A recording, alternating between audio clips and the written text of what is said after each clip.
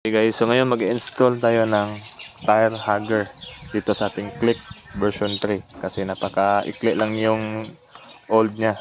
Tumatalsik yung mga putik dito hanggang sa pants ng ating rear back ride. So yan po, meron lang siyang dalawang butas dito, ikatatlo itong para sa coolant niya, para ma-visible or ma-check natin kung ilang level na. At sakto lang din, share ko lang to, kaka-install at kakapalit ko lang ng OEM switch with hazard at passing dito sa ating Click D3 at MDL switch. Mas gusto ko dito ilagay para accessible siya kasi para sa misis ko to, maikli lang yung kamay niya, hindi niya abot pag dito sa side mirror yung switch ng MDL, kaya mas madali dito. So hazard, yan po, then passing,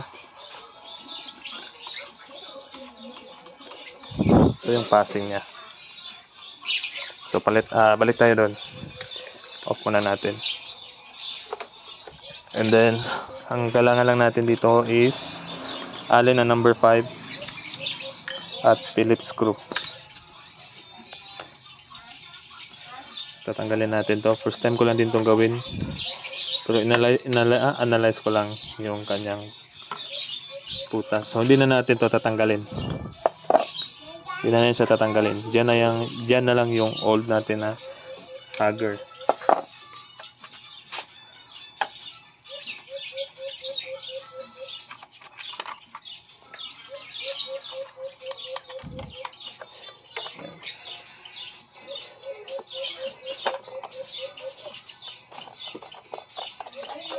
And then lalagyan na lang natin tong hugger niya sa ilalim.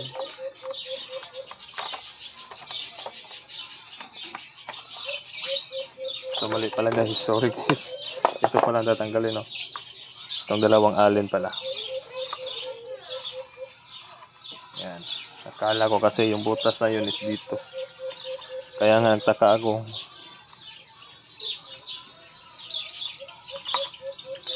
Balik natin tong Phillips screw.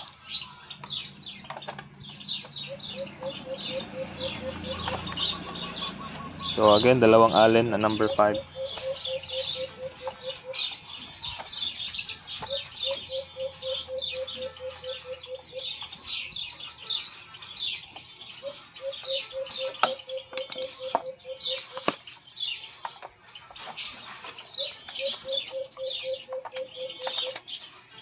Huwag lang muna natin higpitan.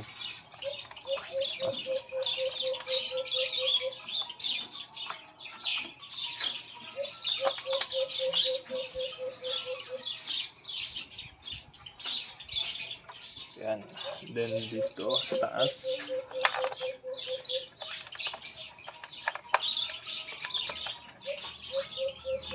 yun.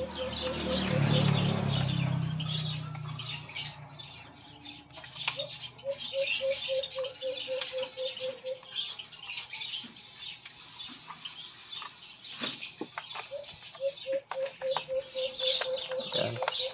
Dito na lang sa taas yung kulang.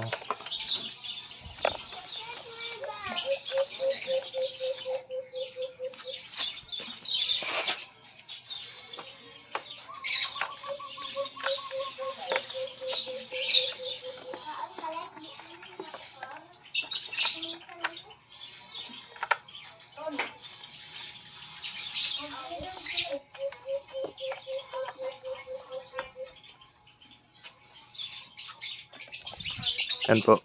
So kailangan nating mapasok itong allen. Masagad talaga yan sa dyan. Yan.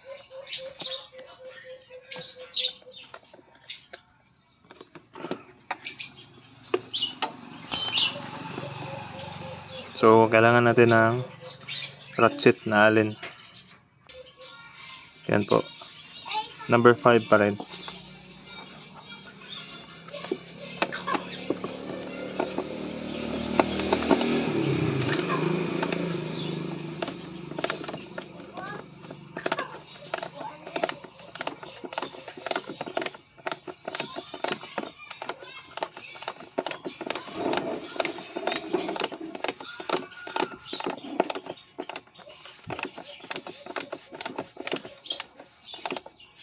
Yan. So, sa mga di pa po nakapag-subscribe, please do subscribe. Like nyo ron sa YouTube. Mixed Content Tutorial. Yan.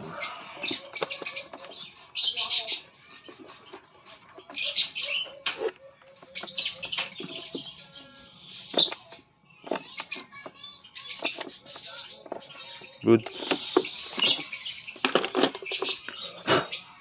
Ayan po yung kanyang final installation ng ating rear tire hanger.